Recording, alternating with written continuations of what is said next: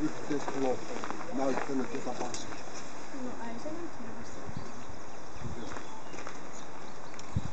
Katsotaanpas sitten mistä niistä irti saa. Näytetään tuolta loppupäästä laukaukset.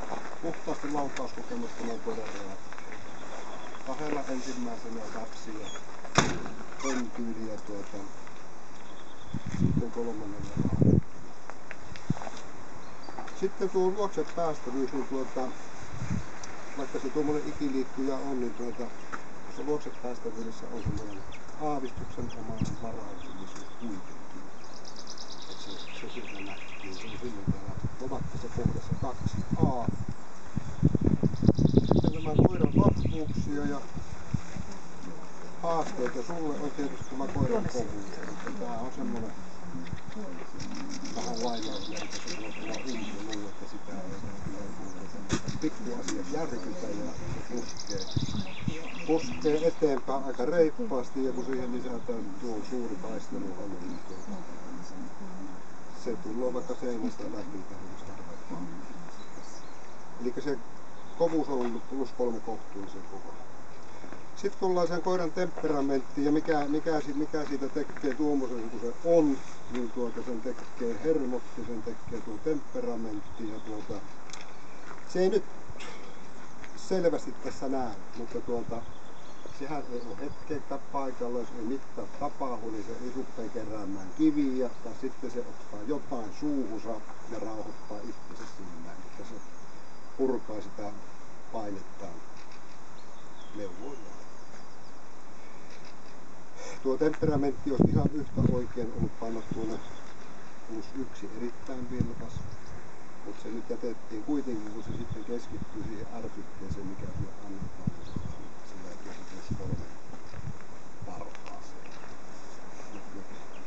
Ei olisi ollut väärin, mutta myös asettaa nämä lomakkeet Sitten hermot, niin tasapainosta myös tästä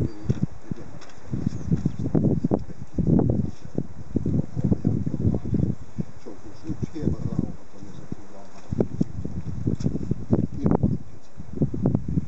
ja hermojen puolestahan sehän pystyy tekemään, siis ei suinkaan ole mikään este sen tekemiselle, mutta se, että koko ajan jotain.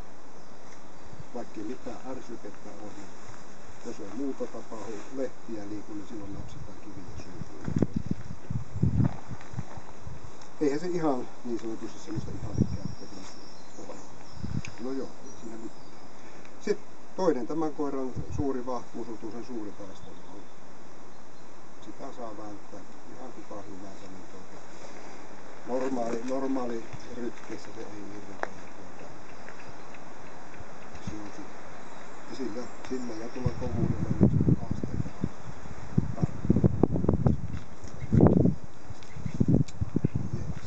Sitten se puolustushalu. Haluahan me haetaan tässä ja sitten piti vähän ottaa apuvoimia, kun ei sun töppöset pysynytkään paikallaan. Vaikka vannoi sillä, että pysyy. Niin, olet laitettu liina, mutta kun se niin vakuuttavasti sanoit, että sä hallitset, niin minä Polonen uskon. No ei siinä mitään tapahtunut, eli se sen puolustushalu nähtiin mikä se on, niin ei se anna periksi pätkääkään siinäkään. Semmoinen siisti esitys se oli, mutta kyllä tuo koira ja se vahvisti tuolla seinillä sitten sen sisäksi. Eli se on suuri, hillitty ja se on +2. Eli nyt kun rupeaa olemaan tämmöistä suurta ja mahtavaa, niin se ei ole enää työkoirassakaan se ihanne. Se menee niin vähän yli. Terävyys tuo seinä, mitä se itse et nähty, nyt varmaan kaikki muut näkyy, että siinä on kauniit valkoiset hampaat ja se ei kyllä notkattele ihmisen edessä. Eli se kuitenkin sitten otti niin lähellä, että